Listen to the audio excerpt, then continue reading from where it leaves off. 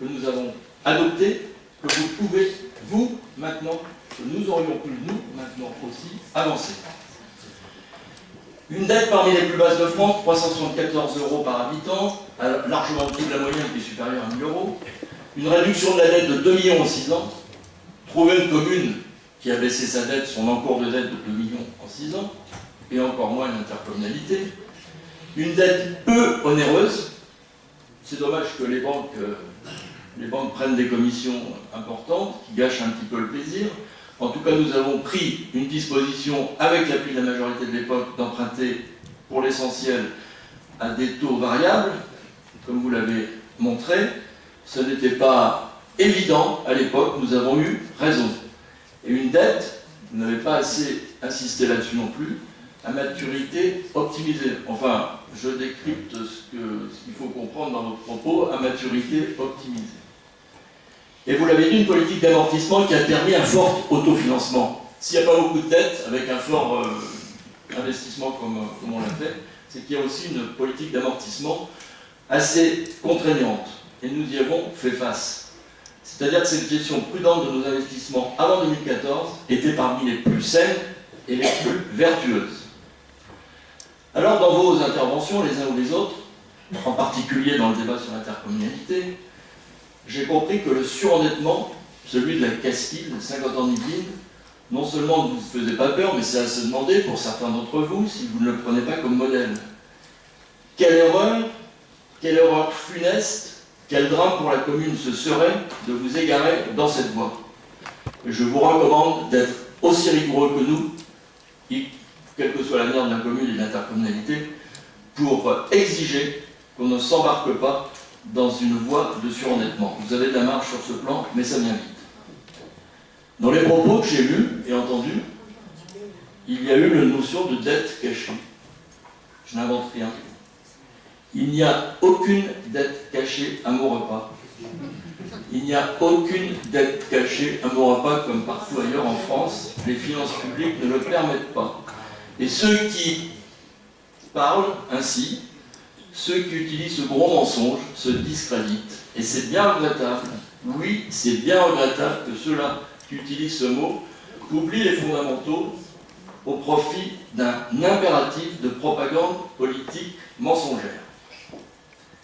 J'ai aussi entendu parler d'un appauvrissement de notre patrimoine à plusieurs reprises. Parce que nous aurions vendu à vil prix 35 logements communaux, là encore, faiblesse de raisonnement. Vous allez pouvoir le regretter. D'ailleurs, j'ai remarqué que dans vos propositions, vous critiquez d'un côté, mais vous utilisez aussi ce moyen-là.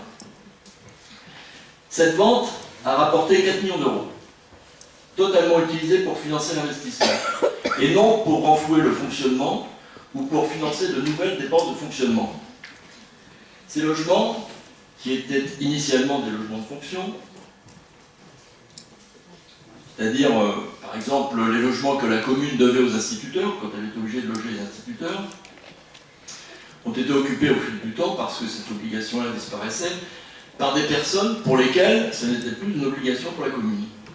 Leur entretien coûtait cher, nous avons alors convenu que ce n'était pas le métier de la commune de gérer des logements, nous avons procédé à leur vente. Cette vente a présenté un triple avantage. D'abord, elle a rapporté un bon prix. Contrairement à ce que vous pensez, les négocier à ce prix-là, c'était une très bonne affaire pour la commune. Elle a permis de diminuer les dépenses d'entretien au profit d'autres bâtiments. D'ailleurs, c'est une piste parce que je crois qu'il y a encore à gratter de ce côté-là. Et enfin, ces 35 logements ont été classés dans le parc social, ce qui n'était pas permis auparavant. Comme ça, en France, il y a des dispositions un peu surprenantes. Vous avez un logement qui est dans le parc de la commune, on ne peut pas le compter comme social, on l'enlève, on le met à côté, il compte dans le parc social. C'est comme ça en France, donc il fallait faire l'opération. Et contrairement à ce que j'ai entendu, cette opération n'a pas du tout diminué la valeur patrimoniale de Maurepas. Il suffit de regarder le bilan qui est établi par le Trésor public, l'actif et le passif de la commune tous les ans, vous pourrez le constater. Vous avez utilisé le mot d'anachronique pour les investissements, j'ai entendu tout à l'heure. 36 millions réalisés entre 2008 et 2013. Sur ces 36 millions, il y a eu 6 millions, pas loin de 7 millions, on va arrondir, au grand programme. Il y a eu 13 millions aux aménagements extérieur, il y a eu 10 millions pour les bâtiments, dont le scolaire 2,5 millions, et 7 millions à la France et jeunesse. On peut critiquer, mais il faut reconnaître ce qui a été fait. Ce que je trouve un petit peu déplacé, c'est que vous critiquez, mais vous savez aussi vous mettre en valeur, en photo, pour votre propagande, devant ces mêmes équipements.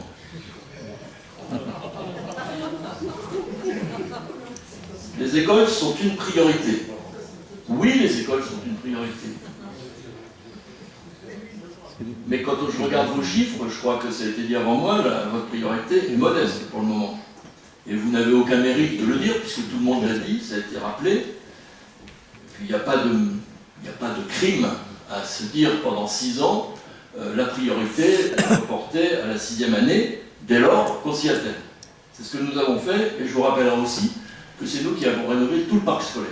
Il y a quelques années certes, mais on l'a rénové.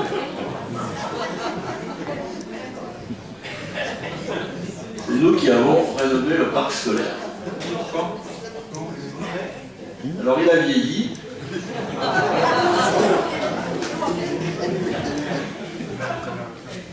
Il a vieilli. Nous l'avons tenu à niveau. Comme la droite. Et comme la droite, ça vieillit. Quand on compare aux communes d'un côté comme de l'autre, Chez nous. je crois qu'il n'y a pas à rougir. Nous, on vieillit. Maintenant, vos propositions. Les vieux actifs. Je considère qu'il est sage de prévoir un effort d'investissement hors annuité d'aide de, si j'ai bien compris, 5,5 millions par an, ce qui fait au bout de 6 ans environ 1 million. Tout ce qui est social. Par contre, la répartition telle qu'elle est prévue ne permettra pas d'entretenir correctement le patrimoine, en tout cas si vous l'avez appelé comme vous l'avez présenté. Et c'est aussi insuffisant pour le moderniser, comme il se doit. Votre présentation présente des enveloppes importantes d'études. Nous attendons des explications sur ces études, que nous n'avons pas eues. Et d'ailleurs, j'aimerais bien que dans les commissions où ça doit se passer, ça se passe. Parce que dans la commission de l'autre jour, il y a un certain nombre de présentations que vous avez faites ici que vous n'avez pas faites. C'est bien dommage. De la manière dont se passent les commissions, M. Chapin, je crois qu'on n'a pas envie non plus d'échanger. Tout à fait. Moi, j'ai pas envie d'échanger avec une présidence comme elle est assurée et avec des attaques personnelles dont j'ai fait l'objet de la part de certains d'entre vous. Il y a un minimum de respect. Et il n'est pas respecté de votre côté. Sur la maîtrise des frais de fonctionnement, nous estimons qu'une autre politique est souhaitable et possible, dans la rigueur. D'abord, je voudrais tendre le pot une femme, celle qui consiste à prétendre qu'il y a trop de monde, qu'il faut réduire les effectifs, ce qui veut dire moins de services rendus. La commune est une entreprise, et là je vais rectifier un certain nombre d'informations que vous avez données. La commune est une entreprise de service public, une entreprise de personnes. Le ratio des dépenses de personnel officielles, le ratio officiel des dépenses de personnel est resté stable à 60% entre 2008 et 2013. C'est-à-dire qu'il n'y a pas eu de dérive, contrairement à ce que vous avez dit, sur la proportion de nos dépenses par rapport aux dépenses globales et par rapport aux recettes globales aussi, puisque le budget est équilibré. Et un tel taux pour une entreprise de service, ça n'est pas extravagant. C'est peut-être trop fort pour l'industrie, encore que ça dépend des industries, mais pour une entreprise de service, ça n'est pas extravagant. L'automobile, c'est 9%. Nous verrons ce qu'il en est en 2014 et les années suivantes. Les dépenses de personnel, contrairement à ce que vous avez indiqué, on augmente en moyenne de 2,3% par an entre 2008 et 2013. Et donc 3%, mais comme vous prenez une base de 2010, on se demande pourquoi, puisque notre mandat a commencé en 2008, je ne vois pas pourquoi ce type de présentation ou manipulation des années, tout ça pourra aboutir à un chiffre rond de 3%. Et d'ailleurs, quand on voit en précision, ce n'est pas 3%, c'est inférieur.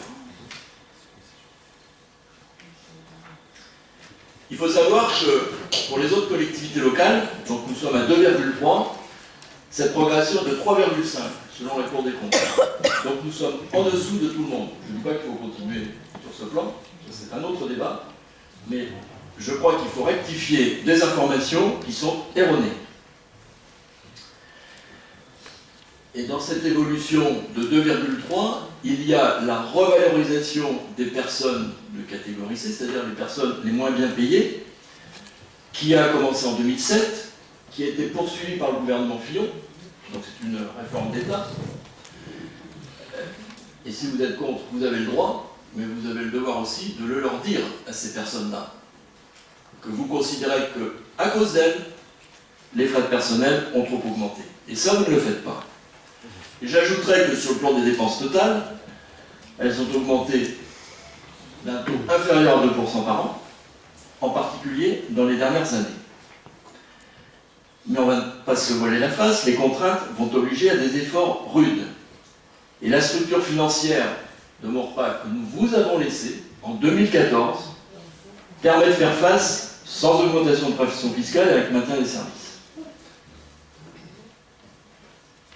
Nous vous avons laissé plus d'1 million d'euros de marge de manœuvre. Ils ont été dilapidés. Nous vous avons laissé pour plus d'1 million d'euros de marge de manœuvre, ils ont été dilapidés, en moins de temps qu'il faut pour le dire. Et donc nous divergerons fondamentalement sur les choix que vous avez faits et sur lesquels vous serez maintenant contraints de faire. Monsieur Garestier,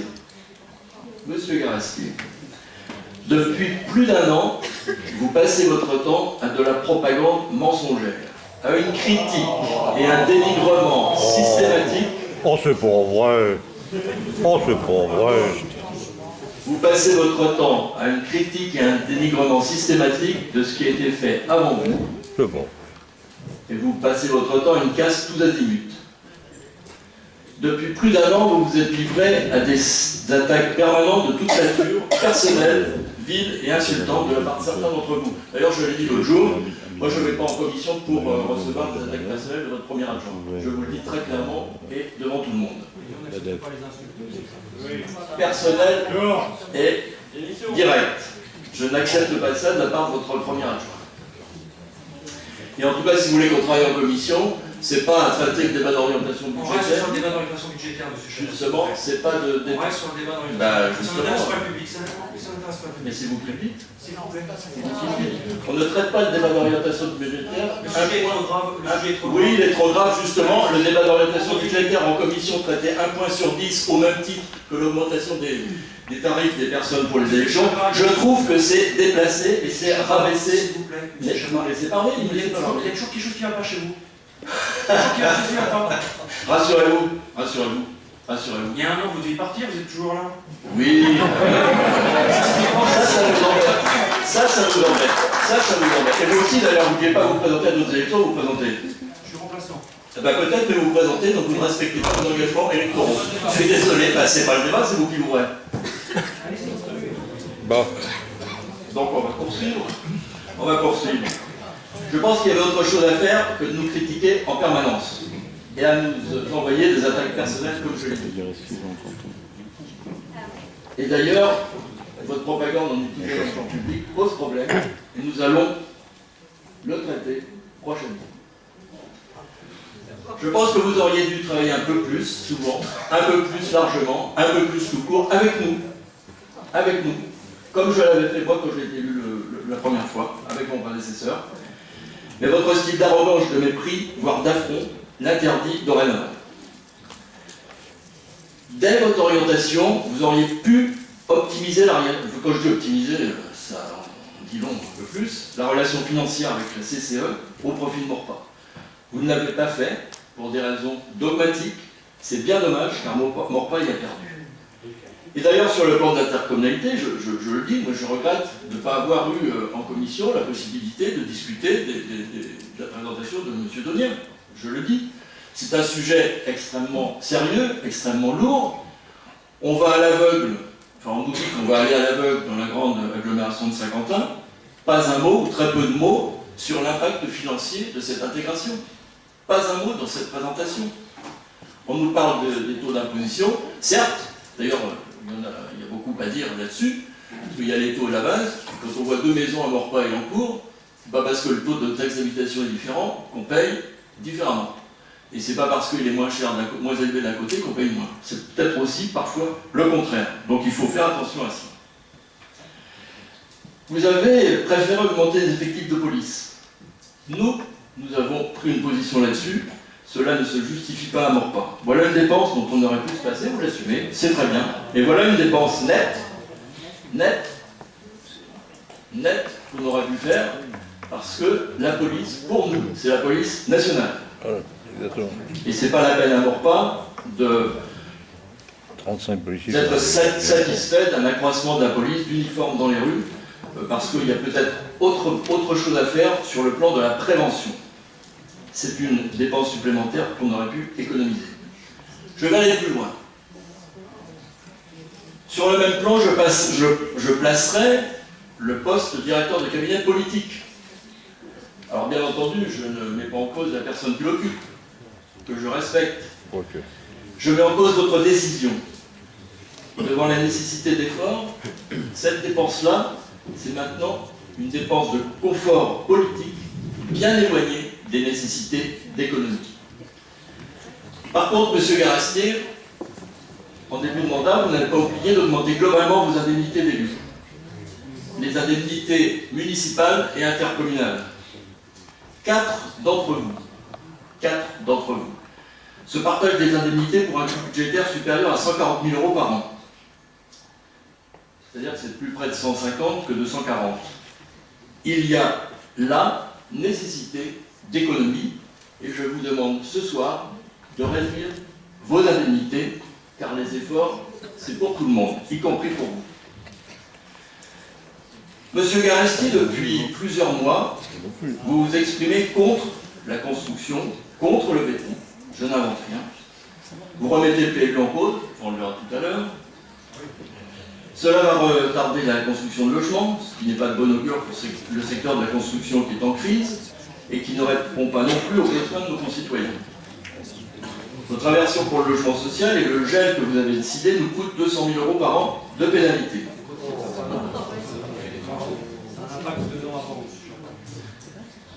Le gel et votre position nous coûtent 200 000 € par an de pénalité. C'est pas faux puisque ça a été annoncé dans la présentation. Bien sûr, c'est une conséquence du fait que vous gelez la construction. Nous en serions bien passés. Il était possible de faire autrement sans ces pénalités coûteuses. Je pourrais continuer sur le registre, mais j'ajouterais que, sur un autre plan, dans la situation qui s'annonce, la commune a besoin d'un élan des personnels municipaux. Un élan, c'est une adhésion à un projet, à des directives. Pour cela, il faut une politique du personnel adaptée. Nous avons entendu, il y a quelques mois, l'annonce de principe, ici même, par M. l'adjoint aux ressources humaines, principe oublié le lendemain par un élu qui, en quelques mois, c'est dommage de le dire et de le constater, a su se bâtir une image détestable. Quel dommage, nous avions su préparer les personnels à la rigueur et à l'effort, par votre attitude, vous gâchez cette préparation. En conclusion, je voudrais dire que devant la nécessité de rétablissement des équilibres des finances publiques, l'effort redoublé est devenu nécessaire. Les orientations nationales pour baisser le train de vie des collectivités territoriales. Alors, je dois dire que je sais gré à mon collègue de ne pas être tombé dans la facilité qu'on entend, en particulier l'Association des maires de France, que j'ai critiqué l'autre jour, disant l'effort qu'on nous demande, ça va réduire l'investissement. L'effort qu'on nous demande, c'est une baisse de train de vie. Tous les organismes et la Cour des comptes le disent. Et la Cour des comptes, d'ailleurs, a eu un propos sur l'évolution des dépenses de personnel un peu plus pondéré que ce qu'on a entendu tout à l'heure. La baisse de ce train de vie, c'est une diminution annuelle de 6% des dépenses en 2017 comparé à 2014. J'estime que cet effort est injuste et excessif pour les collectivités territoriales.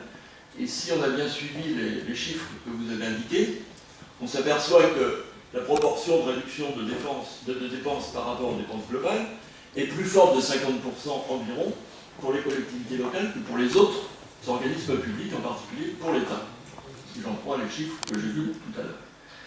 Donc j'estime que c'est injuste, car les collectivités locales, d'abord, c'est pas un objet comme ça, c'est aussi du service de proximité.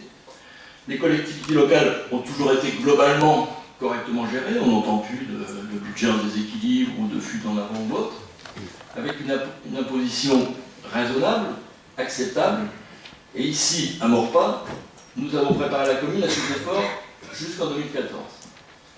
Il était possible de faire face avec rigueur et effort, mais sans douleur excessive. Monsieur Carrestier, vous avez choisi une autre voie, celle de la casse du lien social construit en 30 ans, que vous rejetez avec mépris, celle de la diminution des services. Alors je veux bien croire au Père Noël, mais quoi que vous disiez, la baisse des services, et vous avez déjà commencé, et je vais aller plus loin, celle de l'appauvrissement de nos repas, alors que nous avons enrichi la commune. Nous combattrons donc cette politique, nous surveillerons avec minutie les risques de dérapage, nous ne laisserons pas faire n'importe quoi, car une autre politique est possible, une autre politique est souhaitable. Je vous remercie de votre patiente attention. Alors, Myriam Dubuquois, Constant Duboc et Je voudrais revenir sur 2 points, M. Chapin, par rapport à ce que vous avez dit. Alors, vous êtes 2 points. Premier point sur la police.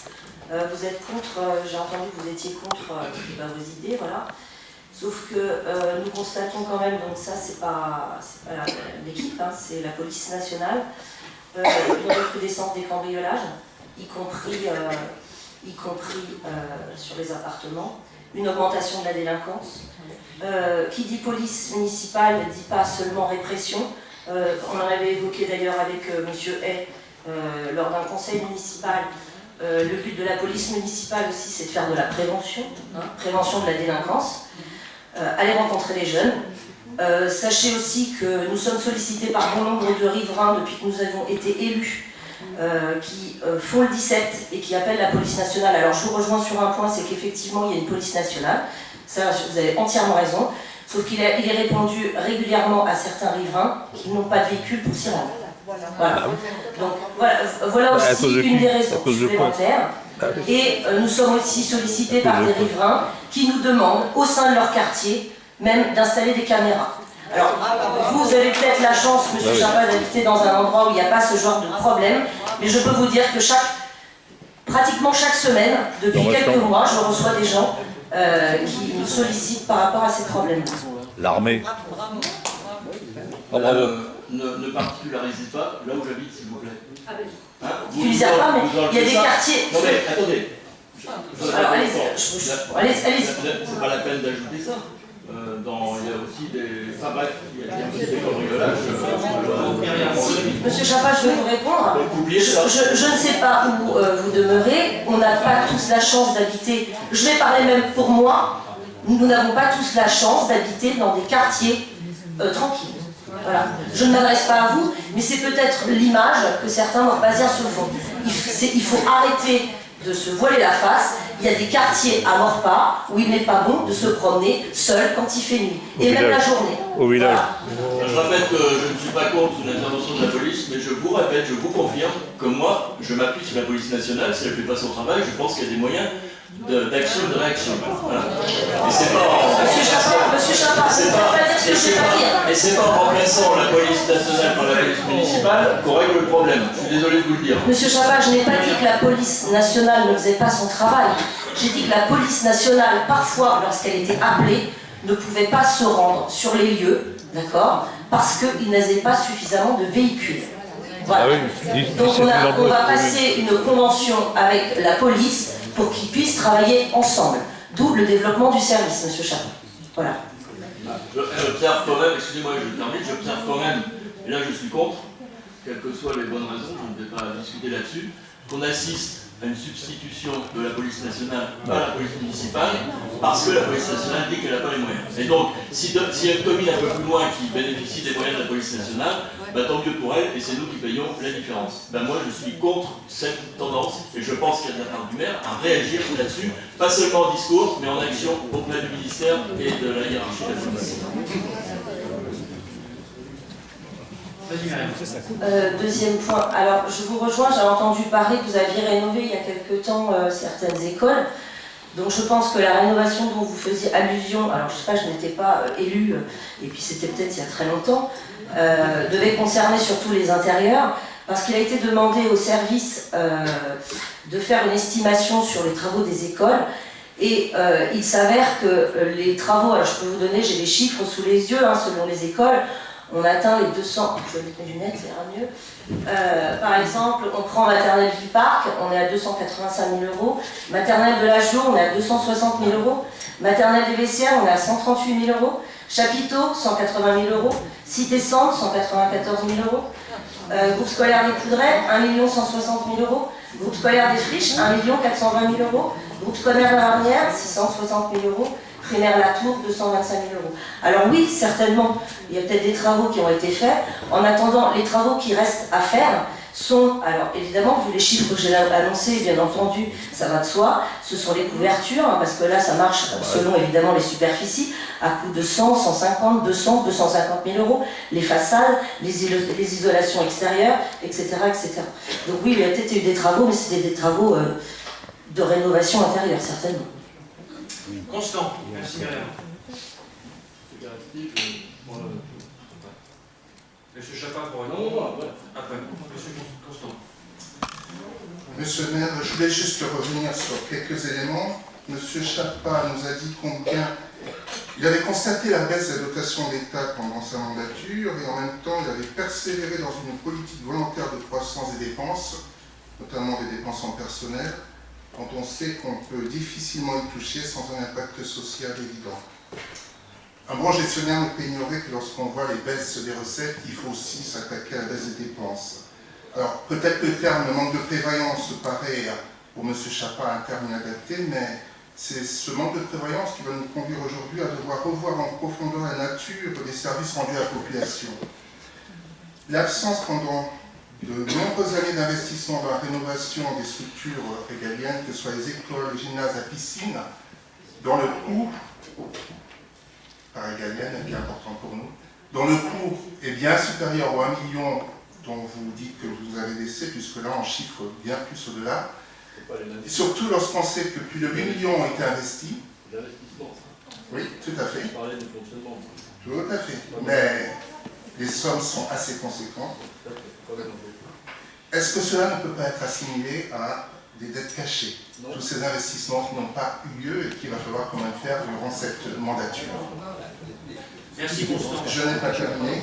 Alors, effectivement, on aurait pu se dire, monsieur Chapa, que ce manque de prévoyance, il suffit d'augmenter les impôts locaux comme le font beaucoup de nos communes gérées par d'autres instances, ou alors décider de manière un peu plus raisonnable de se dire qu'il faut peut-être revoir en profondeur l'organisation de nos services, voir les possibilités de mutualisation, d'optimisation et voir comment on pourrait réduire la dépense.